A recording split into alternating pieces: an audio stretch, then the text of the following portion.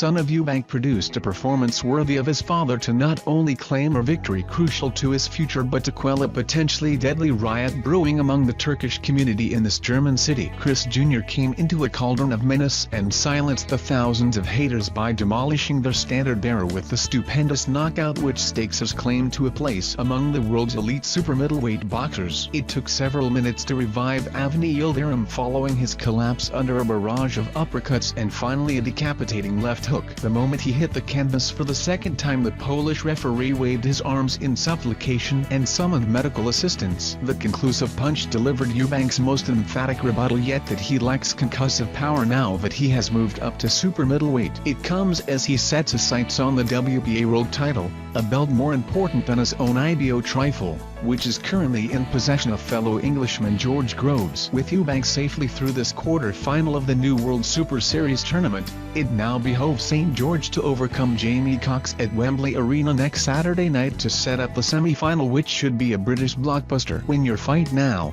George," said Eubank. "Then we'll see if I have punching power."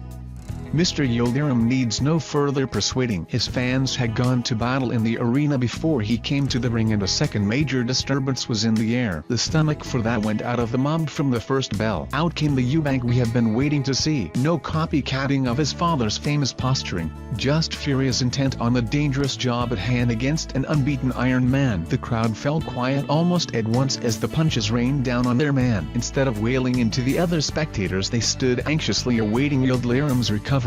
That was a major achievement by Eubank in itself. Yildirim preceded the IBO super middleweight champion to delirium in the hall. Eubank and his famous father followed to thunderous boos from his countrymen. The Turk was pumped, the Brit focused through the preliminaries. So it was when the fight finally started. Yildirim pressed forward.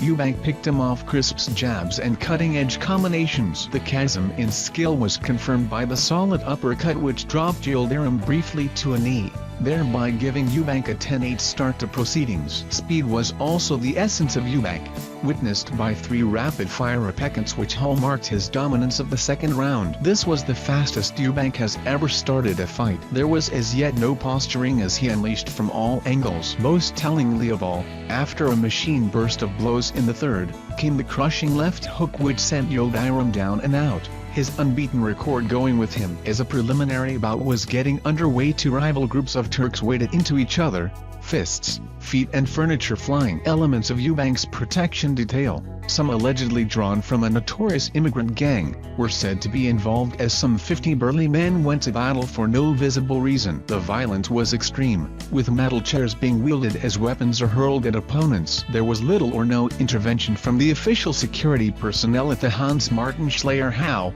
even though there had been dire warnings of potential trouble in an audience dominated by Turkish supporters of Yildirim. Blood flowed from numerous head and facial wounds as other spectators, including well-dressed women, struggled to escape from the congested area of the fighting. Other combatants were nursing broken hands. There were suggestions that the trouble had been provoked deliberately to stoke up the hostile atmosphere expected to greet Eubank. If so, it was extremely realistic. The Turkish immigrant population of this previously peaceful, wooded city has swollen to 20,000 since Germany opened its borders wide to refugees, and the arena is adjacent to the area of hastily constructed, basic accommodation in which many of them are housed.